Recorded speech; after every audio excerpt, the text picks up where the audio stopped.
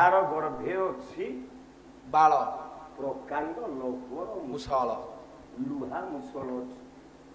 ଏଇ ଲୁହା ମୁସଳଟା ତମ ଯୁଗ ବୁଡେଇଦବ, ବଂଶ ବୁଡେଇଦବ। ବା ବାଟ ନାହିଁ, ବସିଲା ବସିଲା ଗର୍ଭ ହେଇଗଲା। ଲୁହା ମୁସଳଟେ ଜନ୍ମ କଲା, କୃଷ୍ଣ ମୁଣ୍ଡରେ ହାତ ମାରି କହିଲେ କଣ କଲୁରେ? କଣ କଲୁ? ସବୁ କରିବ ଜୀବନରେ। ମୁନି ଋଷି ବାବାଜୀ ବ୍ରାହ୍ମଣ ମାନଙ୍କୁ ହଁ କେବେ ଅଶାନ୍ତି କରିବନି। ଆଜିକାଲି ବାଡେଇବା କଥା। ମୁଁ ଗାଲକୁ ଦି ଯାଉଟା ଦୁ ଆଜିକାଲି ବାଡେଇବା କଥା। ଏଇ ଯୋଉ ସୁର ସାରଥି ଏ ଯୋଉ ଧରା ପଡିଲେ ସବୁ ସେମାନେ କଣ ବାବାଜୀ? ଏଇରା ବାବାଜୀ ଦେଖଉଥିଲେ। ନାଇଁ, ସେମାନେ ବାବାଜୀ, ସେମାନେ ଋଷି। ଋଷି ସେମାନେ ମୁନି। ଓ ସେମାନେ ମୁନି। ସେମାନେ ବାବାଜୀ ହେଇପାରିବେ। ମୁନି ଋଷି ଅଲଗା, ବାବାଜୀ ଅଲଗା। ବାବାଜୀ କିଏ ହବ ଜାଣି? କିଏ ସେ? ବୋଲେ ଆପେ ଆପଣାକୁ ଚିହ୍ନିଲେ ତୁଟି ଯାଏ ବାସନା, ହେ ତୁଟି ଯାଏ ବାସନା। ଆପେ ଆପଣାକୁ ହେଲା ଭାଇ ଆସିନା, ଆପେ ଆପଣାକୁ।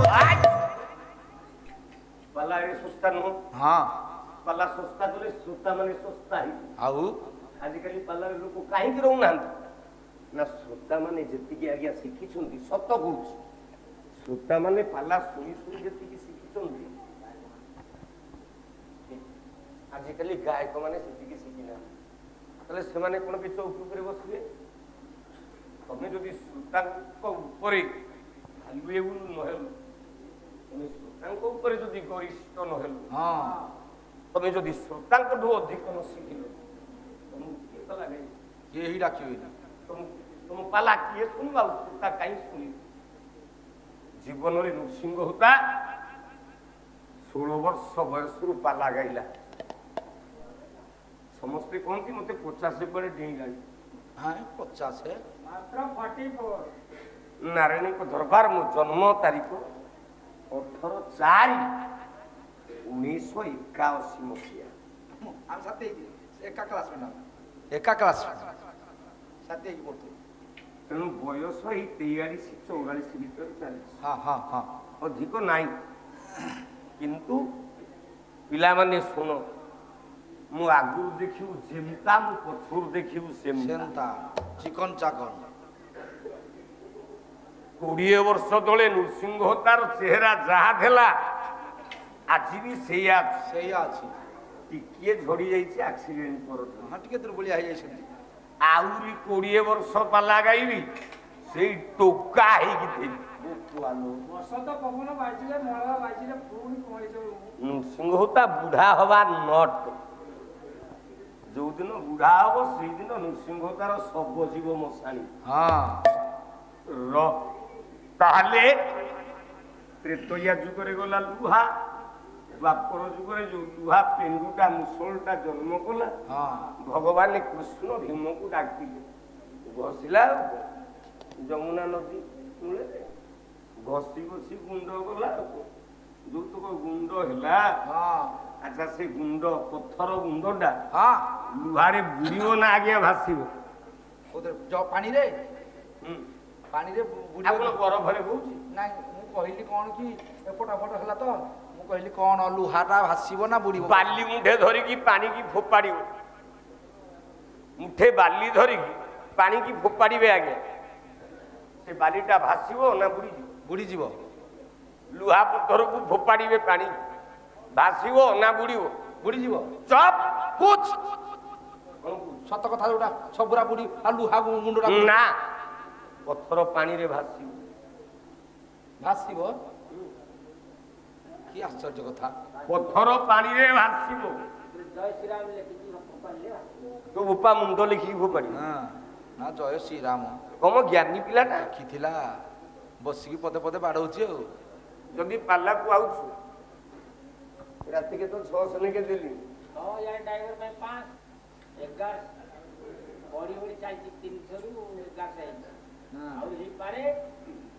ପୁଣି ଆହୁରି ହେଇପାରେ। ହବନି ଆଉ କଣ? ଡ୍ରେସ କିଣୁ, ମୋରି ଡ୍ରେସ, ମୋରି ଲୁଗା, ମୋରି ମାଳ, ମୋରି ହାର 300 ଟଙ୍କା ଲେଖି ନଉଥିଲା, ଏବେ 1100 ନେଲାଣି। ଆଜ୍ଞା ନାରାୟଣଙ୍କ ଦରବାର ମିଛ କହୁ।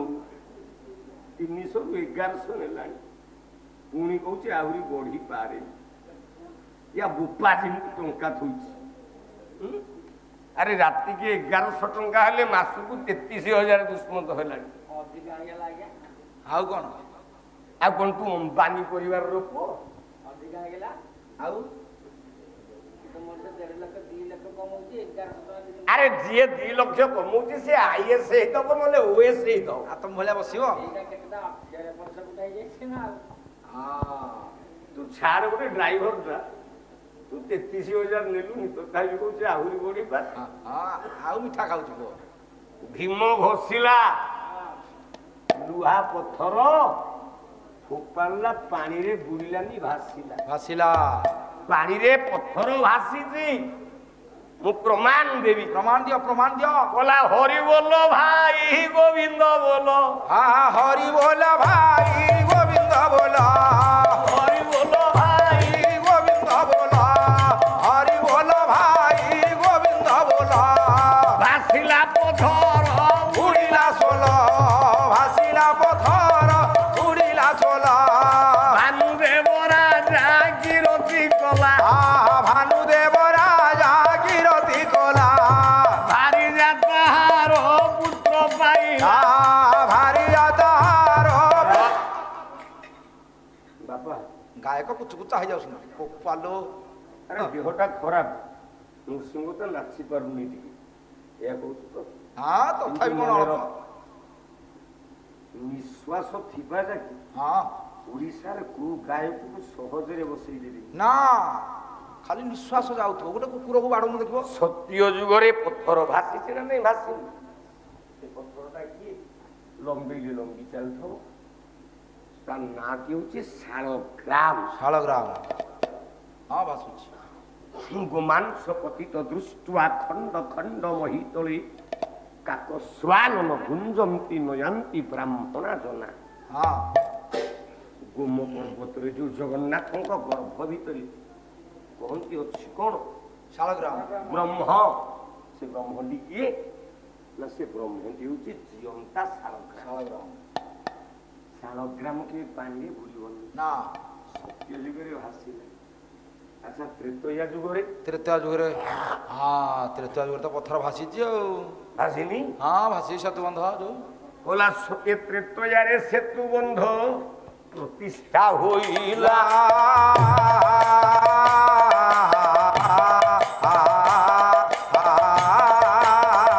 କପି ଭଲୁଙ୍କ ପଥର ପାଣିରେ ଭାସିଲା ହେଇଛି ନା ନାଇଁ ଆଜ୍ଞା ସେତୁ ବନ୍ଧ ପ୍ରତିଷ୍ଠାରେ ଯୋଉ ପଥର ଗୁଡାକ ସବୁ ଫୋପାଡ଼ିଲେ ଭାସିଲା ନା ବୁଡ଼ିଲା ବୁଡ଼ି ଯାଇଥିଲେ କଣ ସମୁଦ୍ରରେ ହେଇପାରିଥାନ୍ତା ସେତୁ ବନ୍ଧ ଗଲା ସତ୍ୟ ଆଉ ଗଲା ତ୍ରେତୟା ଦ୍ୱାପରରେ ଏଇଟା ନୁହଁ ଦ୍ୱାପର କୋଉଠି ପଥର ଭାସିଛି ଦ୍ୱାପର କଥା ମିଛ ଦ୍ୱାପର ଯୁଗରେ କୋଉଠି ପଥର ଭାସିଛି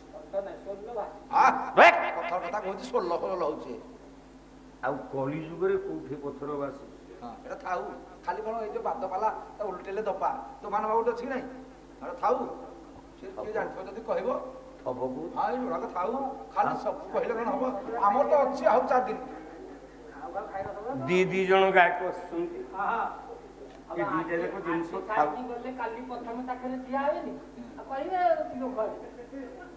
କାହିଁକି ତୁ ଭଲ ଭଲ ହଉଛୁ ପ୍ରଥମ ଧାଗାରେ କିଏ ପଚାରୁଛୁ ତାଙ୍କ ପାଇଁ ଛାଡାଉଛି ଆମେ କହିବୁ କାହିଁ ପାଇଁ ପହଞ୍ଚୁ ଦ୍ୱାପର ଯୁଗରେ କୋଉଠି ପଥର ଭାସିଛି କଳି ଯୁଗରେ କୋଉଠି ପଥର ଭାସିଛି ଖାଲି କଥାରେ ନୁହେଁ ପୁରାଣ ଦ୍ୱାରା ପ୍ରମାଣ ଦେବେ ଦେଖିବା 2 ଜଣ ଗାୟକ ଆସୁଛନ୍ତି କାହିଁ ବଡ ହଉଛୁ ମୋ ପଛୁନୁ ତୁ ତ ନିଜେ କିଣି ସଜ୍ଜନ ବର୍ଗେ ତାହେଲେ ପଥର ଭାସିଲା ଆମେ ଲୁହାରେ ଖାଇବା କଳି ଯୁଗ ବୁଡ଼ିବ ଦ୍ୱାପର ଯୁଗରେ ଗଲା ଲୁହା ଆଜ୍ଞା କଳି ଯୁଗରେ ବନ୍ଦ କରିବା ମତେ କଷ୍ଟ ବି ଲାଗିଲାଣି କଳି ଯୁଗରେ ମୋ ମା ଭଉଣୀ ମାନେ ଯେତିକି ବସିଛ ଜଣେ ହାତ ଟେକି କହିଲ କହିବ ହୋତା ପୁଅ କି ହୋତା ସାର୍ होता भाई ना आम घरे जमा स्टील बासन ନାଇଁ ନାଇଁ ନାଇଁ जड़े हाथ ए मा जड़े हाथ टी कहून जिते बस सेपटे माँ भूणी मैंने केते बस ହଁ ଷ୍ଟିଲ୍ ବାସନ ପ୍ରାୟ ସମସ୍ତଙ୍କ ଘରେ ଅଛି स्टील बासन का घरे नाई अच्छा से स्टील टारे कौन लिखा है झियो स्टेनलेस स्टील बोले कलम की विहीन लुहा ଲୁହା तेणु आम समस्ते लुहा व्यवहार कले लुहारे खाइले माने जुग प्रलय ହବ दुई रे थियारे मुक्तिले मु पुओ कहला नना कौन ହଁ ना मु पे गोटे बेलुन जीन्स आनी ବେଲୁନ ଜିନ୍ସ ମୁଁ କହିଲି ଯେ ବେଲୁନରେ କୋଉଠି ଜିନ୍ସ ତିଆରି ହଉଛି ମୁଁ ବଜାରକୁ ଗଲି ପଚାରିଲି କହିଲି ବାବୁ ବେଲୁନରେ ତିଆରି ହେଇଥିବ ଗୋଟେ ଜିନ୍ସ ଦେଲ ନା ସାରେ ଓଡ଼ିଶା ଯାକ ବୁଲିଛ